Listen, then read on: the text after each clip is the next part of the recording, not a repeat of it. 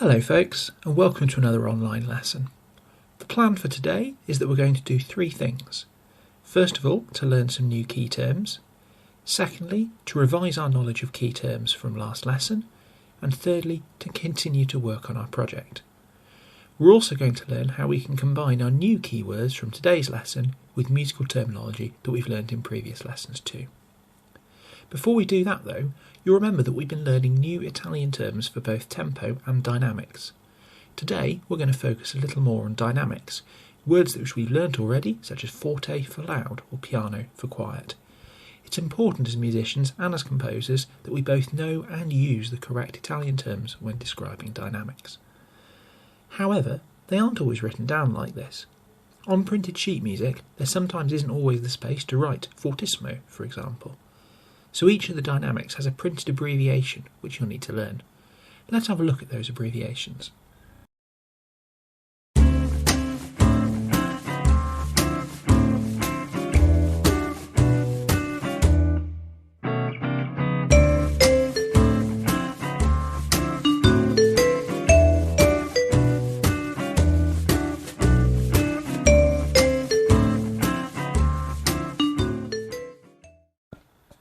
So you can see that each of the dynamics has an abbreviation. Let's have a quick look at them. Forte, which means loud, is abbreviated to a single F, whilst piano, which means quiet, is abbreviated to a single P. If we work our way up from forte to fortissimo, or even louder, you'll see that the F has become two Fs, whilst if we get quieter from piano to pianissimo, you'll notice that the P has now become two Ps. In the middle, we have both mezzo piano and mezzo forte. These are abbreviated to MP and MF. Let's have a quick look at two examples. Firstly, this one, which is at the start of a very famous march played by a wind orchestra.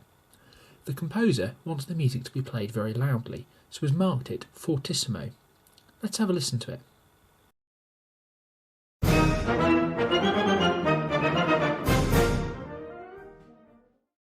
Here's another example with some changes in dynamics. You'll see that one bar is fortissimo and the others are forte. Let's have a listen.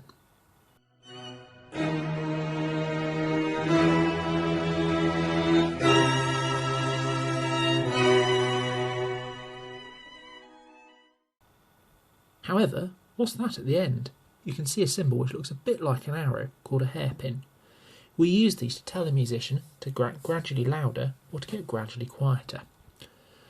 We don't tend to call them hairpins though, they do have proper names. Let's have a look at them. So this is called a crescendo, which means to gradually get louder. It's sometimes abbreviated as cresc, C-R-E-S-C, or more commonly with a hairpin like you can see on the bottom. If a composer is using a hairpin, they will be specific about what dynamics they want you to start at and to end at.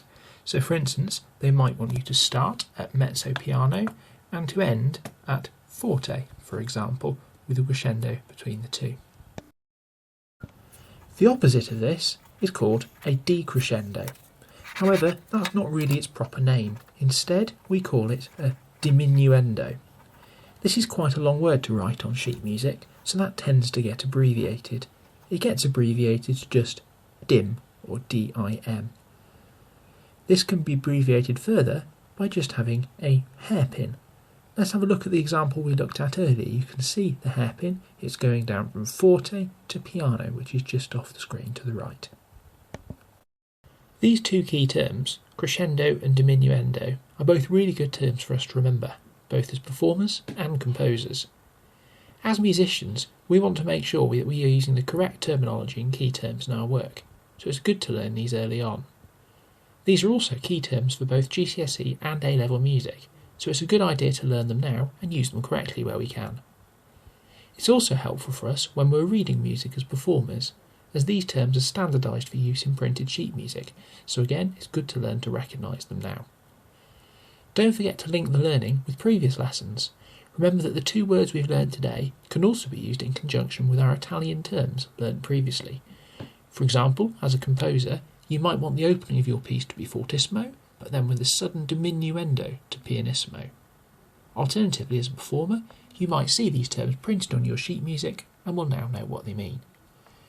We'll be revisiting these terms briefly next lesson, as well as learning more Italian terms to help us with tempo. Don't forget that you're going to need to be familiar with these key terms during this term as well. At the end of this unit of work, we're going to be doing a short listening task. This is where you're going to hear a piece of music and you'll have to write about it using accurate and appropriate musical terminology. Remember that this isn't a test or a key piece as such, however, it's being used to consolidate your knowledge from this unit of work of online lessons. It might be an idea, if you haven't already, to make a note of the key terms that we've learnt so far, both for dynamics and for tempo, as well as today's new keywords as well. This will really help you when you come to do our listening work in the final lesson, as well as helping you generally as you develop into a competent and confident musician as well. The key terms for dynamics and tempo, as well as today's two new keywords, are on the screen now. Let's move on to our project, which is ongoing at the moment. You'll remember that there are three options that you can work on. We're going to look at each one in turn briefly. Here we go. So first of all, option number 1, which is the listening diary. We looked at some questions and answers on this last lesson, so if you're still not sure what to do or have some questions, it might be worth checking that video first. However, today we're going to look at 2 examples and think about what makes them good work or possibly otherwise. So here's an example of a listening diary. Maybe pause the screen now and have a look at it to think about what maybe isn't quite so good about this listening diary. Pause the screen now.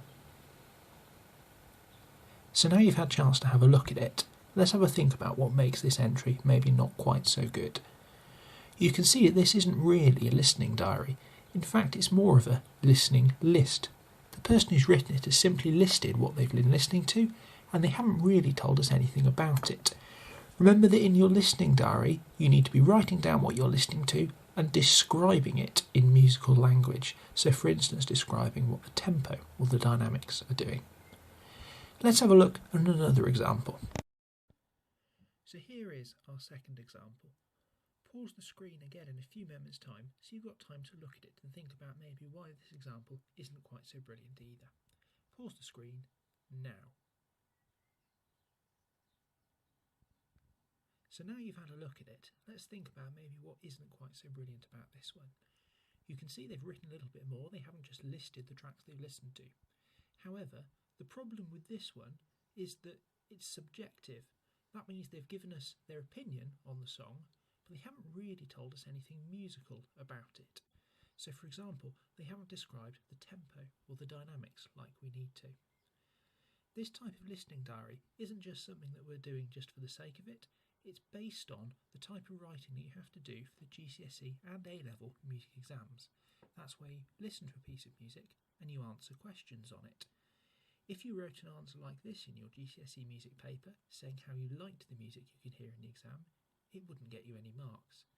Instead, what does get you marks is listening to the music and being able to comment on it authoritatively using the correct terminology. So for instance, describing the tempo, the dynamics or the instrumentation. So this example isn't a brilliant example because it's subjective. To be able to be better, it needs to describe the tempo or the dynamics. Let's have a look at a third example. So again, get ready to pause your screen to have a look at this example of your pupil's work, to think about what maybe is or isn't good about it. Pause your screen now. Now that you've had time to look at it, let's have a look at this one ourselves together. You can see that this example is actually really good. Even though it's short, they've written lots of detail in there. First of all, they've described some of the instruments that they can hear. Secondly, they've also described the dynamics using the correct Italian terms. Thirdly, they've also described the tempo using Italian terms as well. This is a brilliant example because it's done exactly what we want them to do for the listening diary. If you can, make sure that your examples look like the one in this exemplar. Our second option for our personal project is personal practice. This is for instrumentalists and singers to keep a record of what they are practicing week by week. I know that lots of you are doing this, and I've seen some really great examples which have been sent to me via email in the last few days. However, something which will help you is to do with your instrumental or vocal lessons if you are currently having them in school. If you are, you would have been added to the Ceredigion County St Music Service team, which is available online. To access this, if you go to Hub and sign in with your Hub login, you should find under Teams a new music service team. This is where you will have access to your instrumental or vocal teacher, who will be posting different exercises, techniques and pieces which you can be practicing. Have a look on there because there's some brilliant resources there, both for instrumentalists and singers. If you're looking for things to practice but aren't having instrumental or singing lessons at the moment, there's still lots of things that you can try. First of all, you could have a look in the Resources for Performers file, which is available under My Classroom on Hub. Click on Files to be able to find it. You'll find lots of ways to find free online sheet music, which you'd have a go at for practicing sight reading. Secondly, times like this are also a really good time to practice your technique. It's a really good time to be practicing scales, arpeggios, broken chords, all those things which we're sometimes not brilliant at practicing. Now's a really good time to nail your technique. Finally, there is option 3, which is creating new music. I know that there are quite a few pupils who are working on this at the moment as composers, which is great news. I've heard from a few of you via email who've been showing me your work in progress, which is excellent. If you're working on option 3 as a composer but haven't sent me your work yet, I'll be very happy to give you some feedback. Please do send me an email. My email address is on the screen at the moment. If you're looking for things or resources to help you, there is a resource file for composers which is available on your Classroom on Hub if you click on Files and then Resources for Composers. Alternatively, you can see it on the screen at the moment. We recently featured some pupil work in our Composers online concert, which is available to listen to on YouTube as well if you're looking for some inspiration. There's pupils on there who've created work using the program called Beatbox that we talked about last lesson, as well as GarageBand, which I know that some of you are using on your phones as well. There's also work from other programs as well, so there's plenty of inspiration on there if you want to have a listen through. So, that's us nearly done for today's lesson. For now, you need to be carrying on with your project, whether it's the listening diary, the practice diary, or composing. Remember to make sure that you don't spend too long on it to the detriment of your other subjects. It's best to work on it little and often, with 2 short entries twice a week. If you've got any questions, my email address is on the screen. Don't forget also the 2 new keywords that we've learnt at the start of this lesson, crescendo and diminuendo, as well as those Italian terms which we learned for tempo and dynamics in our previous lessons as well. This is building towards a listening exercise which we're going to be doing in our last lesson of this unit of work, where you're going to be listening to a piece of music and then writing about it using the correct key words. So it's important to make sure that you keep on top of those as well. For now though, make sure you're carrying on with your project and make sure you're working on it little and often, so with 2 short entries twice a week. Once again, if you do have any questions, please do send me an email. Otherwise, that's us pretty much done for this lesson. Bye for now.